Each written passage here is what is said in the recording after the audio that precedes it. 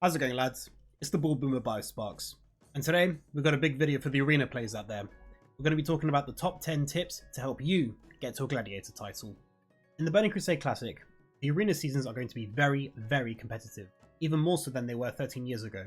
This is because we have entire region-based battle groups, we have an improved MMR system that's coming in now to reduce queue times, the player base is just that much better, and we also got private server players that have been playing the Burning Crusade for, I don't know, pretty much a decade now, so they're going to be on the ball with that one as well.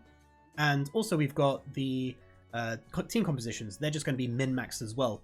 So all these things together, they're just going to make a very, very intense and competitive situation where it's going to be very difficult to get a Gladiator title because you need to be in the top 0.5%. So if you've got your eyes on the prize and want to obtain one of the most exclusive and prestigious titles out there, then here's 10 tips that can help you secure that. Starting off with tip number 1.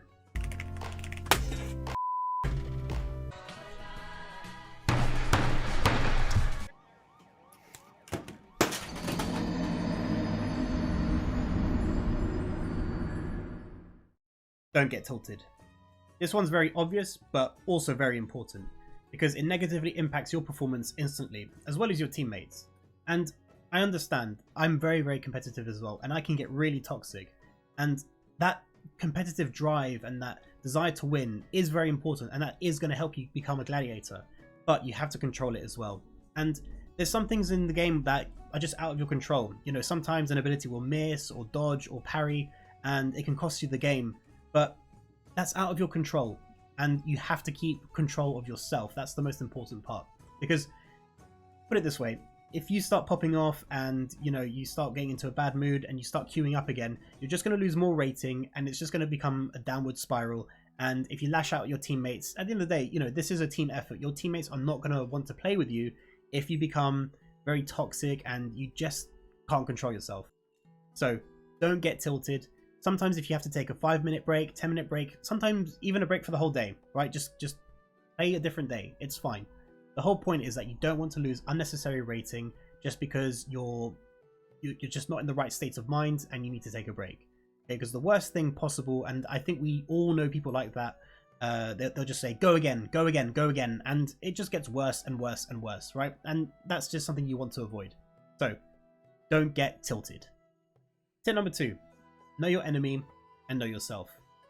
This one's important because you need to have at least a very basic understanding of what every class can do in the arena.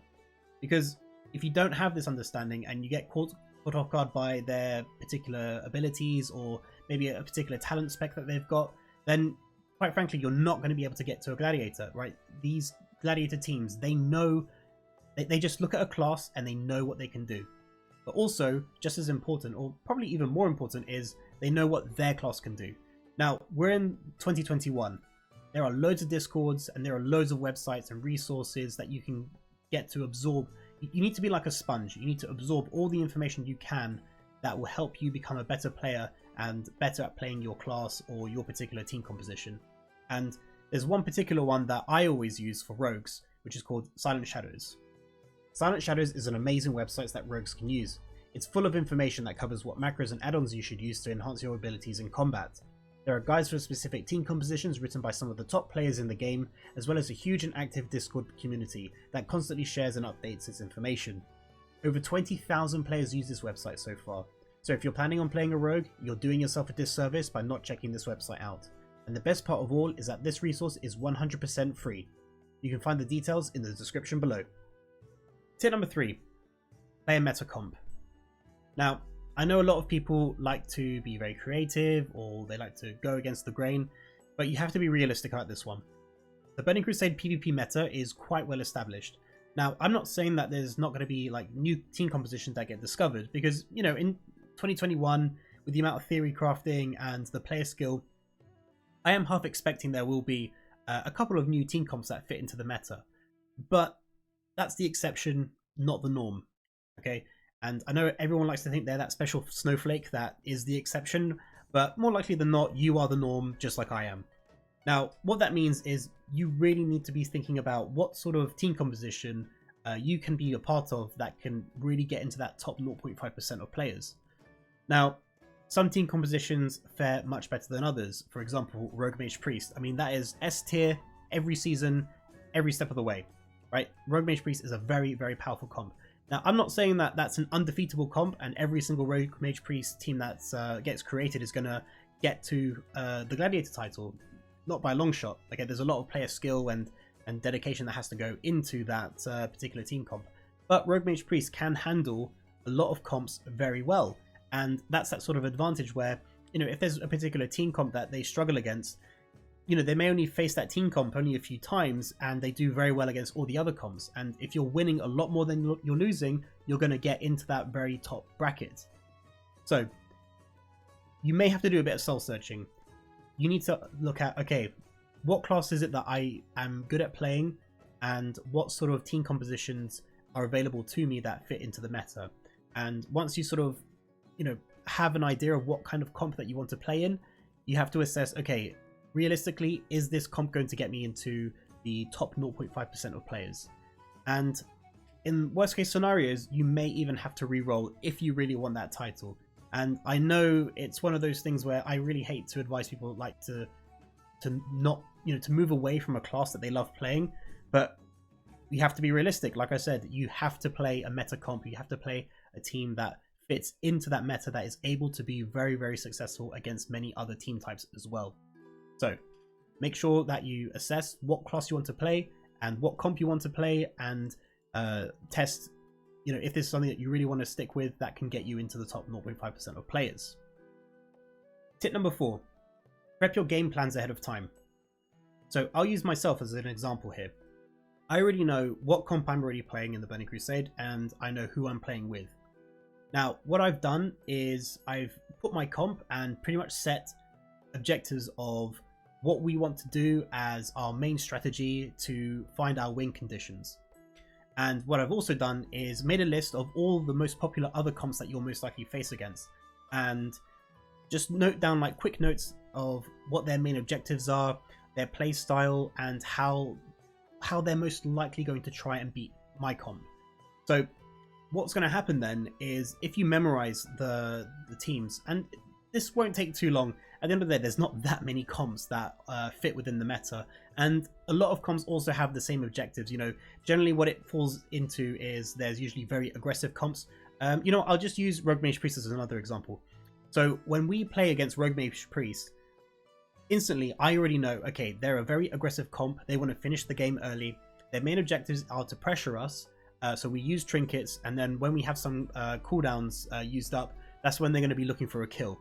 Because at the end of the day, they struggle with longevity with their mana reserves, and after the match gets to a certain point, the priest and the mage, they start running out of mana and they start to struggle a bit, and that's usually when they lose all their kill pressure and other teams can start capitalizing on that.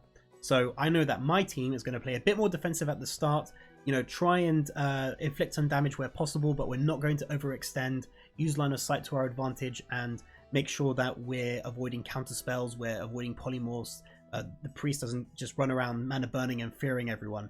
Okay, so that's basic. That's a very basic plan that I already know that is going to happen before I even go in against a Rogue Mage Priest.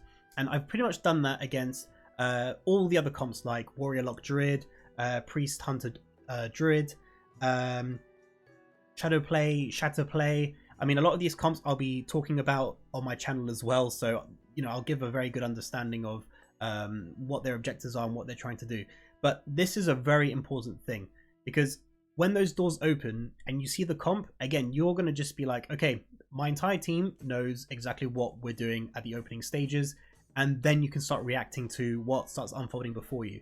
Because what you don't want to be doing is, as soon as those doors open, you're like, oh yeah, it's a Rogue Mage Priest. Okay, you do this, and I'll focus on this guy, and you make sure you're over there, and line of sight where possible. Like, you don't want to be doing that, right? You need your entire team ready and knowing what the game plan is as soon as those doors open and you identify what team comp you're against.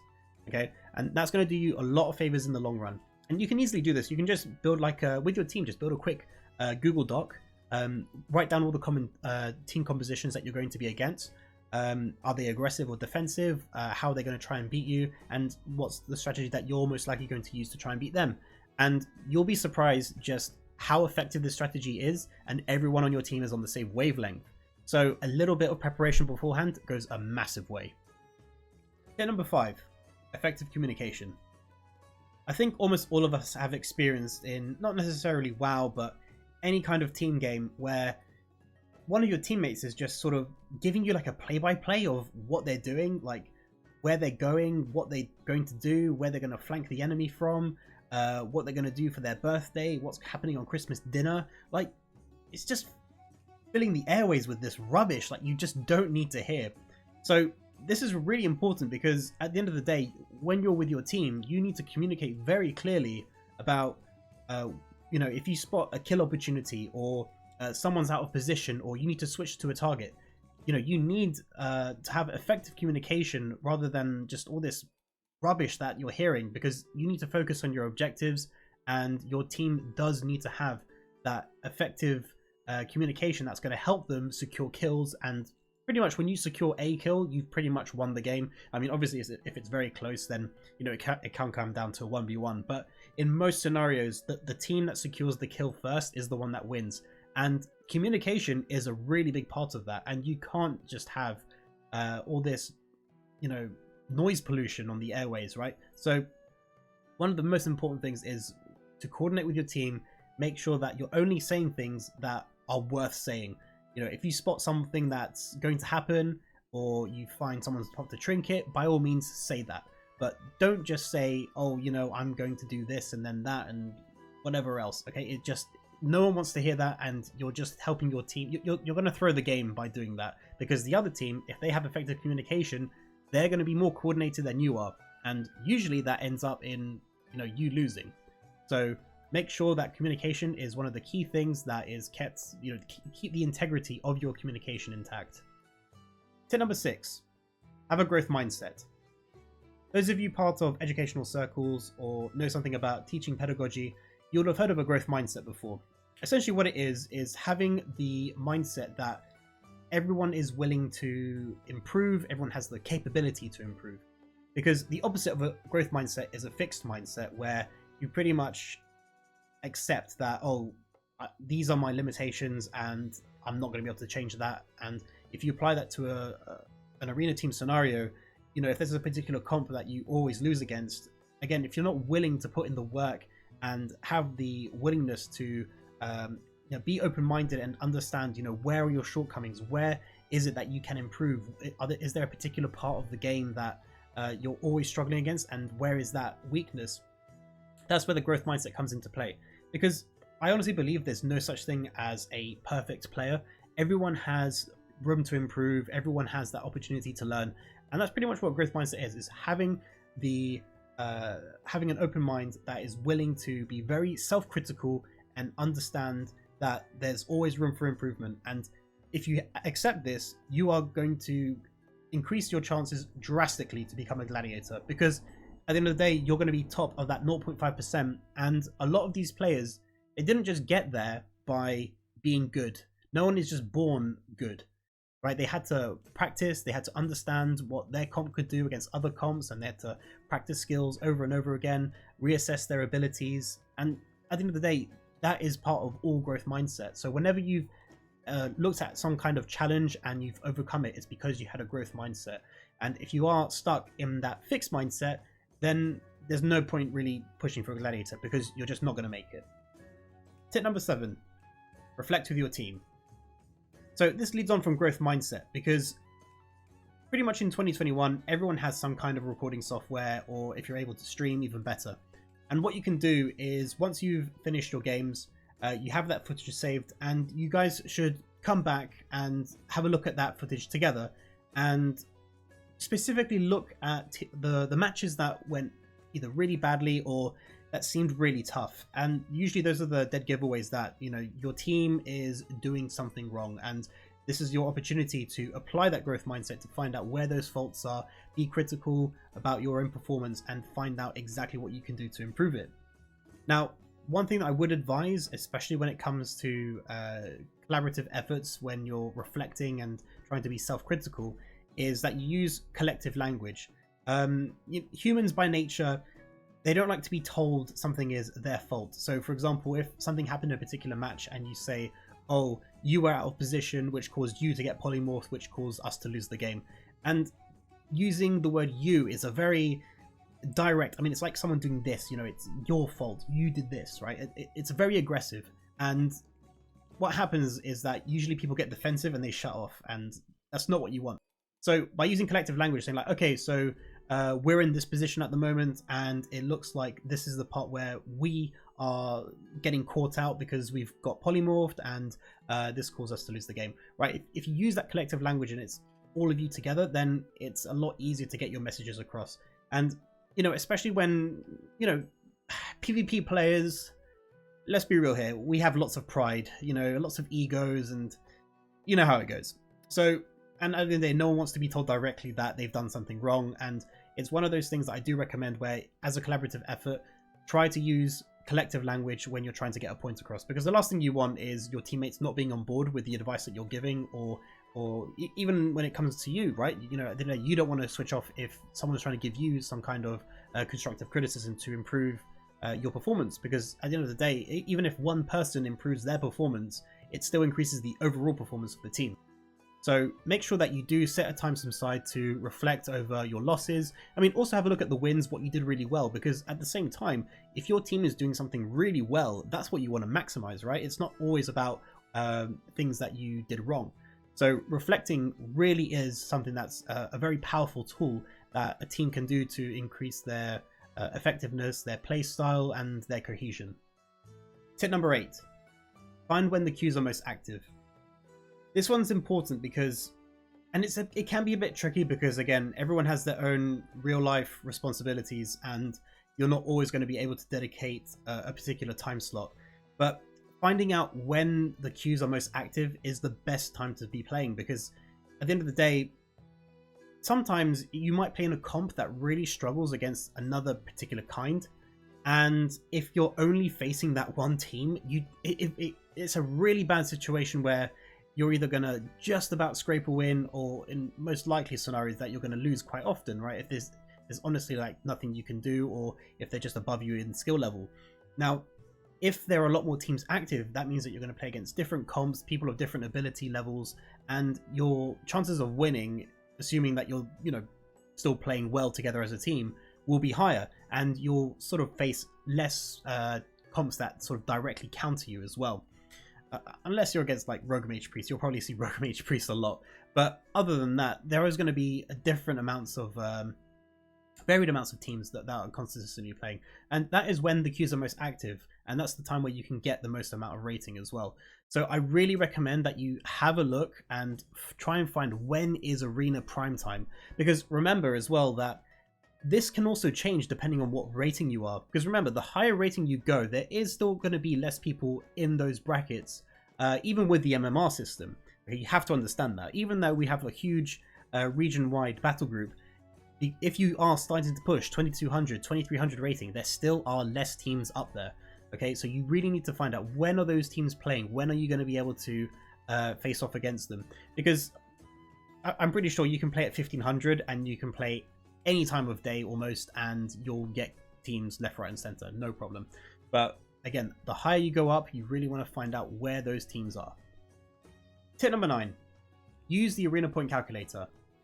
This one is so simple, and yet so many people don't do this. I actually don't know what it is, but I've lost count at the amount of times where guild members and friends had either you know, they've been looking forward to like buying a weapon that's going to make a big difference. And don't get me wrong, buying a weapon is a really big deal. I mean, if you look in a lot of the PvE best in slot lists, arena weapons are usually there because they're right up there. You know, a lot of the times if they can't, if someone can't get a weapon in a raid, usually the arena weapon is not far behind.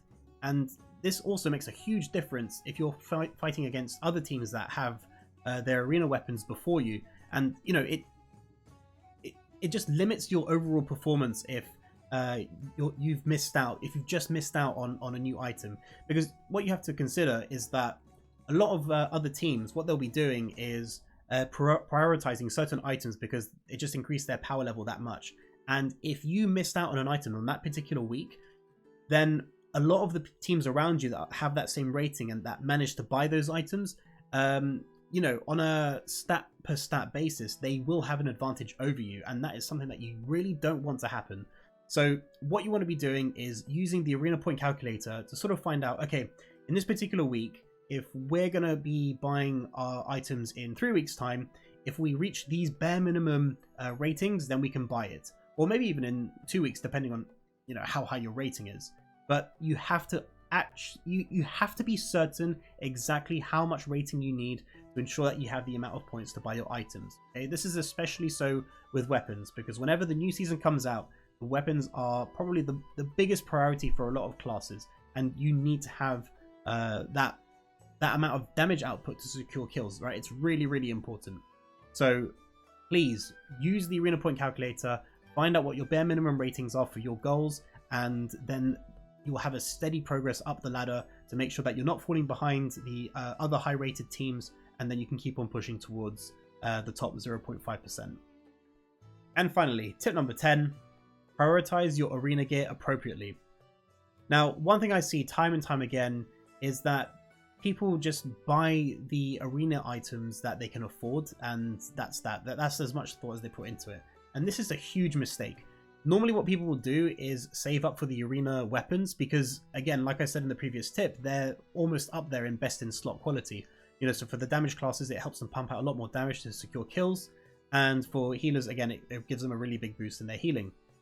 Now, generally, this comes with a huge advantage, because if you start picking and choosing the items that give you the biggest item upgrade, your power levels are going to pretty much spike up very quickly.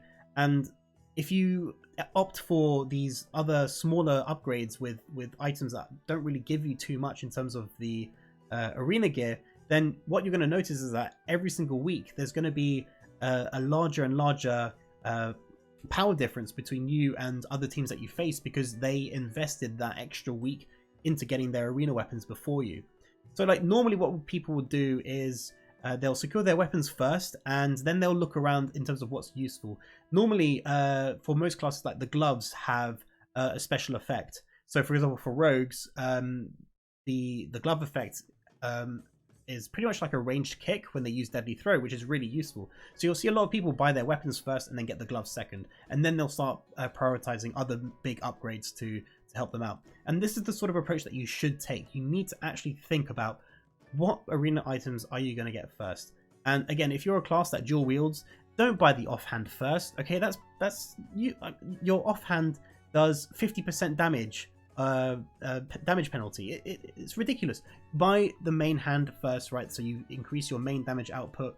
I mean, obviously for two-handers it doesn't really matter, but this is the sort of preparation that you have to put into your character, because if you're not doing this, the other teams around you are, and this is where you're going to start falling in, further and further behind. And that top 0.5%, you know, it's not there. No one's going to give it to you. Right? It's not going to be there for you on a silver platter. You have to earn it, right? You have to make sure that you're doing all the correct decisions week in and week out to make sure that you are not falling behind in terms of your comp, in terms of your ability, but also your gearing as well. It's so important that you prioritize the correct gear first. And that finishes off our top 10 tips to help you become a gladiator. I know some of those tips might sound a bit out there or a bit strange to you, but honestly, give them a try. This is what helped me become a gladiator in Season 3 and Season 4, and the more preparation you put into it and the more you follow these, it just helps you become that much more well-rounded. You become a lot more open-minded. You'll be able to improve individually and as a team, and this is going to give you every single possible advantage that you can get, and you will need those advantages to get into the top 0.5% of your entire region. Here's a quick rundown of the 10 tips that you can use for future reference. If you have any of your own tips to become a gladiator, you can write them in the comments below. Thank you very much for watching. This is the Bald Boomer Biosparks, signing out. Catch you lads next time.